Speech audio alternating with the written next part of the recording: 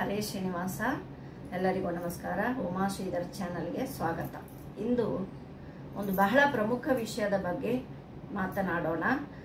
ಮಾಂಗಲ್ಯದ ಮಹಿಮೆ. ನಮ್ಮ ಸನಾತನ ಧರ್ಮದಲ್ಲಿ ವಿವಾಹ ಒಂದು ಪವಿತ್ರ ಸಂಸ್ಕಾರ. ಪುರುಷರಿಗೆ ಉಪನಯನ ಸಂಸ್ಕಾರ ಹೇಗೆ ಮುಖ್ಯವೋ, ಸ್ತ್ರೀಯರಿಗೆ ವಿವಾಹ ಸಂಸ್ಕಾರ ಅದೇ ರೀತಿ ಮಹತ್ವವಾದದ್ದು. ಮಾಂಗಲ್ಯ ತಂತು ಎಷ್ಟು ಪವಿತ್ರ, ಇದರಲ್ಲಿ ಎಂಥ ಆಧ್ಯಾತ್ಮಿಕ ತತ್ವ ಇದೆ. ತಾಳಿ, ಕರಿಮಣಿ, ಹವಳ ಇವುಗಳ ಹಿಂದಿರುವ ಅರ್ಥವೇನು, ಎಲ್ಲ ವಿಚಾರಗಳನ್ನು ಈ ವಿಡಿಯೋದಲ್ಲಿ ತಿಳಿಯೋಣ. ಮೊದಲಿಗೆ ಮಾಂಗಲ್ಯ ತಂತುವಿನ ಮಹಿಮೆಯನ್ನು ನೋಡೋಣ. ನಾವು ಮದುವೆಯಲ್ಲಿ ಹೇಳುವ ಈ ಶ್ಲೋಕ ಎಲ್ಲರಿಗೂ ಗೊತ್ತಿರಬಹುದು. ಮಾಂಗಲ್ಯಂ ತಂತುನಾನೇನ ಮಮ ಜೀವನ ಹೇತುನ ಕಂಠೆ ಬಧ್ನಾಮಿ ಸುಭಗೆ ಸಂಜೀವ ಶರದ ಶತಂ.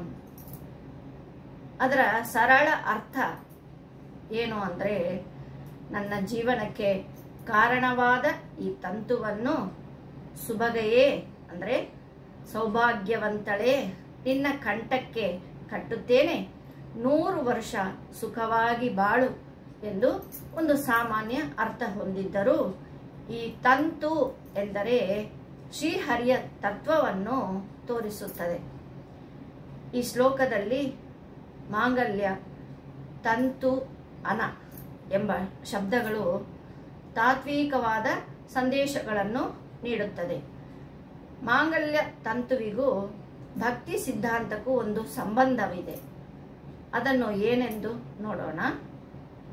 ಮಾಂಗಲ್ಯ ತಂತುವನ್ನು ಪೋಣಿಸಲಿಕ್ಕೆ ಹೊರಟಾಗ ಮೊದಲು ಕೈಗೆ ತೆಗೆದುಕೊಳ್ಳುವುದು ತಂತು. ತಂತು ಅಂದರೆ ನೂಲು.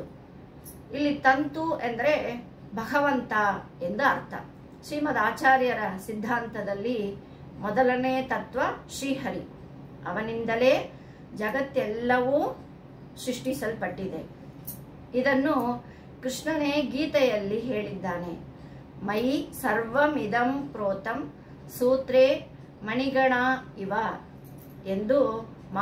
ಮಾಂಗಲ್ಯದಲ್ಲಿ ಪೋಣಿಸಿದ ಸಕಲ ಮಣಿಗಳಿಗೂ ಈ ತಂತುವೇ ಆಶ್ರಯ. ಅದರಂತೆ ಜಗತ್ತಿನ ನಿರ್ಮಾಣಕ್ಕೆ ಆಶ್ರಯನಾದವ ಪರಮಾತ್ಮ. ಅವನಿಂದಲೇ ಜಗತ್ತಿನ ಸೃಷ್ಟಿ. ಹತ್ತಿಯಿಂದ ನಿರ್ಮಿಸಿದ ವಸ್ತು ತಂತು ಎಂದು ಇದ್ದರೂ, ಅದಕ್ಕಿಂತಲೂ ಮಿಗಿಲಾದ ಮಹತ್ವವಾದ ಅರ್ಥವನ್ನು ತಂತು ಎಂಬ ಶಬ್ದಕ್ಕೆ ಹೀಗೆ ಹೇಳಬಹುದು. ವಿಷ್ಣು ಸಹಸ್ರನಾಮವೇ ಈ ಶಬ್ದವನ್ನು ಹೇಳುತ್ತದೆ. ಶುಭಾಂಗೋ ಲೋಕಸಾರಂಕ ಸುತಂತು ತಂತುವರ್ಧನ ಎಂದು. ದಾಂಪತ್ಯ ಜೀವನ ಎಂದರೆ ವಂಶ ವಿಸ್ತಾರ ಎಂದು ಅರ್ಥ. ಈ ಅರ್ಥವನ್ನು ತಂತು ಎಂಬ ಶಬ್ದವು ನೀಡುತ್ತದೆ. ಹೀಗೆ ಮದುವೆ ಎಂಬ ಸಂಸ್ಕಾರದ ಕರ್ತವ್ಯಗಳನ್ನು ಸೂಚಿಸುವ ಶಬ್ದ ತಂತು. ಈ ನೂಲೆಂಬ ಹರಿಯನ್ನು ಗಟ್ಟಿಯಾಗಿ ಹಿಡಿದು ಬದುಕಿಗೆ ಕಟ್ಟಿಕೊಂಡಲ್ಲಿ ಸಂಸಾರವೇ ಬಲು ಗಟ್ಟಿ. ಆದ್ದರಿಂದಲೇ ನೂಲಿಗೆ ಪ್ರಶಾಸ್ತ್ರ. ಇಷ್ಟೇ ಅಲ್ಲ, ಇಂದು ನಮ್ಮ ಮನೆಯಲ್ಲಿ ಒಂದು ಬೆಲೆ ಬಾಳುವ ವಸ್ತ್ರ ಹರಿದು ಹೋದಲ್ಲಿ ಅದನ್ನು ಒಂದು ಕೂಡಿಸಲು ನಾವೇನು ಮಾಡ್ತೀವಿ, ಒಂದು ನೂಲು ಬೇಕಾಗುತ್ತೆ ಅಲ್ವಾ? ಅದರಂತೆ ಎಲ್ಲೋ ಬೆಳೆದ ಸ್ತ್ರೀಯ ಮನಸ್ಸು, ಎಲ್ಲೋ ಬೇರಗೋತ್ರದಲ್ಲಿ ಬೆಳೆದ ಒಂದು ಗೆಂಡು ಹುಡುಗ ಪುರುಷನ ಮನಸ್ಸು ಹರಿದ ಬಟ್ಟೆಗಳಂತೆ ಇದೆ. ಇವುಗಳನ್ನು ಒಟ್ಟು ಮಾಡುವ ಸಾಮರ್ಥ್ಯ ಜಗತ್ತಿನಲ್ಲಿ ಯಾರಿಗೂ ಇಲ್ಲ. ಅದು ತಂತು ನಾಮಕ ಶ್ರೀ ಹರಿಯೊಬ್ಬನಿಗೆ ಸಾಧ್ಯ ಎಂಬ ಅರ್ಥದಿಂದ ತಂತುವಿನ ಬಂಧನ ಜನುಮ ಜನುಮಗಳ ಅನುಬಂಧದ ಬಂಧನ, ಮಾಂಗಲ್ಯ ಬಂಧನ ಎಂದು ಇದರಲ್ಲಿ ಸೂಚಿಸುತ್ತಾರೆ.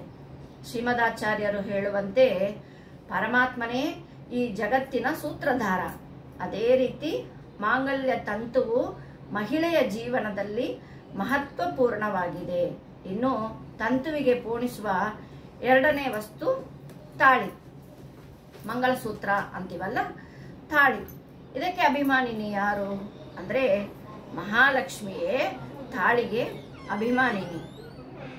ಹೀಗೆ ತಾರತಮ್ಯ ಸಿದ್ಧಾಂತದ ಎರಡನೇ ತತ್ವ ಇವಳು.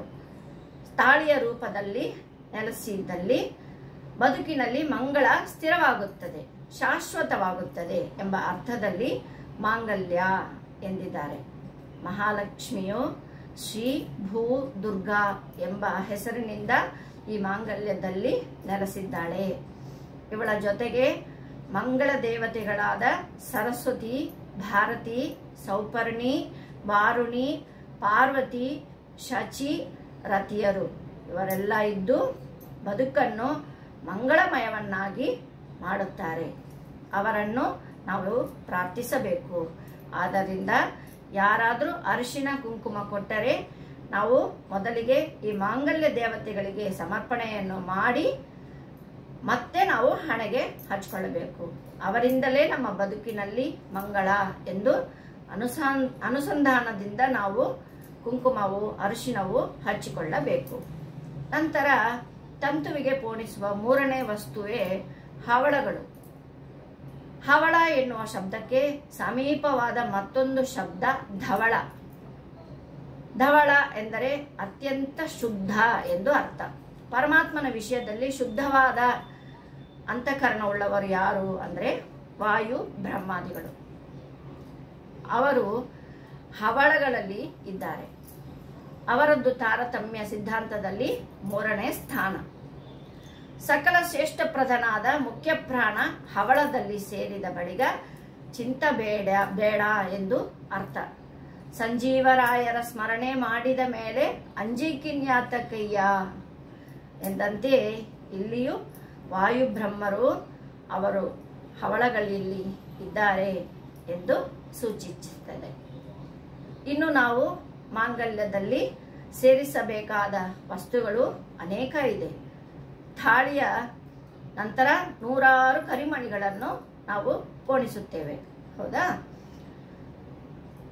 ಆ ಕರಿಮಣಿಗಳನ್ನು ಲೆಕ್ಕ ಮಾಡದೆಯೇ ನೂಲು ಮುಚ್ಚುವಷ್ಟು ಪೋಣಿಸುತ್ತೇವೆ. ತಾರತಮ್ಯ ಸಿದ್ಧಾಂತದಲ್ಲಿ ದೇವತೆಗಳ ಸಂಖ್ಯೆಯೇ ನಮ್ಮಿಂದ ಲೆಕ್ಕ ಮಾಡಲಾಗದು. 9 ಕೋಟಿ ದೇವತೆಗಳು ಇದ್ದಾರೆ.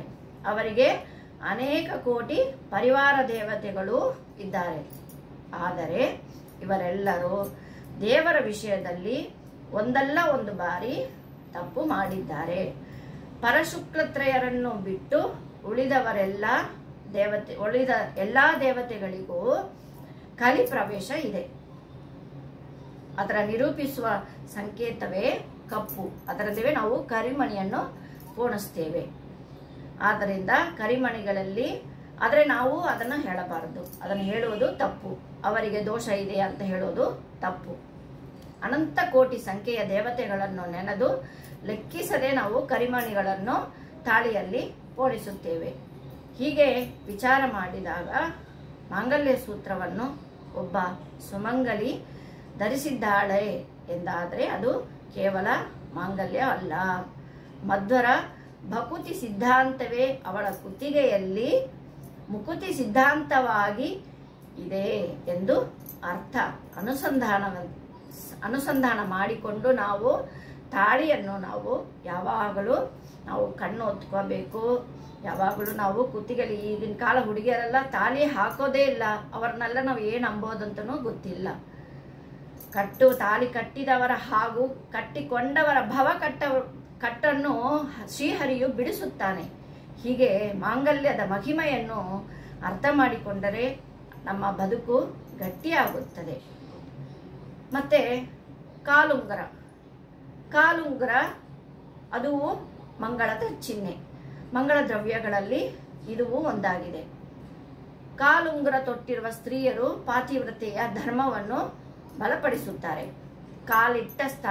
ಕಾಲುಂಗುರ ಧರಿಸಿದ ಸ್ತ್ರೀ ಕಾಲಿಟ್ಟ ಸ್ಥಳದಲ್ಲಿ ಧನ ಧಾನ್ಯ ಅಭಿವೃದ್ಧಿಯಾಗುತ್ತೆ. ಕುಟುಂಬದಲ್ಲಿ ಮಂಗಳ ಪ್ರಾಪ್ತಿಯಾಗುತ್ತದೆ. ಪತಿಯ ಆಯುಷು ವೃದ್ಧಿಯಾಗಲು ಸಹಕಾರಿಯಾಗುತ್ತದೆ. ಮತ್ತೆ ಕಂಚುಕ ಅಂದರೆ ಕುಬಸ ಇಲ್ಲದ ಮುತ್ತೈದೆಯರನ್ನು ನೋಡಿದರೆ ಸ್ನಾನ ಮಾಡಬೇಕು. ಇದು ಶಾಸ್ತ್ರವಚನ. ಅದರಿಂದ ಮುತ್ತೈದೆಯರು ಯಾವಾಗಲೂ ಕುಪಸ ಇಲ್ಲದೆ ಇರಬಾರದು. ಆದ್ದರಿಂದಲೇ ವಿಧವೆಯರನ್ನು ಕುಪಸ ಹಾಕಬಾರದು ಅಂತ ಶಾಸ್ತ್ರ ಹೇಳುತ್ತದೆ. ಮುತ್ತೈದೆಯರ ಆಭರಣ ಎಂದೇ ನಾವು ಇದನ್ನು ನೋಡಬೇಕು. ಶಾಸ್ತ್ರೋಕ್ತ ಪದ್ಧತಿಯಲ್ಲಿ ನಡೆದರೆ ಜೀವನ ಸುಖಮಯವಾಗುತ್ತೆ. ಭಗವದ್ಗೀತೆಯಲ್ಲಿ ಕೂಡ ಶ್ರೀಕೃಷ್ಣನು ಹೇಳಿದ್ದಾನೆ, ಶಾಸ್ತ್ರವನ್ನು ಬಿಟ್ಟು ನಮ್ಮಿಷ್ಟಕ್ಕೆ ನಾವು ಜೀವನ ನಡೆಸಬಾರದು. ಹಾಗೆ ಜೀವನ ನಡೆಸುವವರನ್ನು ಅವರ ಶ್ರೇಯಸ್ಸನ್ನು ಪಡೆಯಲಾರು ಅಂತ ಶ್ರೀಕೃಷ್ಣನು ಭಗವದ್ಗೀತೆಯಲ್ಲಿ ಹೇಳಿದ್ದಾನೆ. ಸ್ನೇಹಿತರೆ, ಇವತ್ತು ನಾವು ಮಾಂಗಲ್ಯ, ಕರಿಮಣಿ, ಹವಳ, ಕಾಲುಂಗುರ, ಕಂಚುಕ ಈ ಎಲ್ಲದರ ಹಿಂದಿರುವ ಆಧ್ಯಾತ್ಮಿಕ ತತ್ವವನ್ನು ತಿಳಿದುಕೊಂಡೆವು. ಮದುವೆಯ ಆಭರಣಗಳು, ಹಬ್ಬಗಳು ಎಲ್ಲವೂ ಶ್ರೀಹರಿಯ ಅನುಗ್ರಹದಿಂದಲೇ ಶ್ರೇಯಸ್ಕರವಾಗುತ್ತವೆ. ನೀವು ಈ ಮಾಹಿತಿಯನ್ನು ಹಂಚಿಕೊಳ್ಳಿ, ಲೈಕ್ ಮಾಡಿ, ಚಾನಲ್ ಸಬ್ಸ್ಕ್ರೈಬ್ ಮಾಡಿ. ಮತ್ತೆ ಹೊಸ ವಿಡಿಯೋದಲ್ಲಿ ಭೇಟಿಯಾಗೋಣ. ಹರೇ ಶ್ರೀನಿವಾಸ. ಶ್ರೀಕೃಷ್ಣಾರ್ಪಣಮಸ್ತು.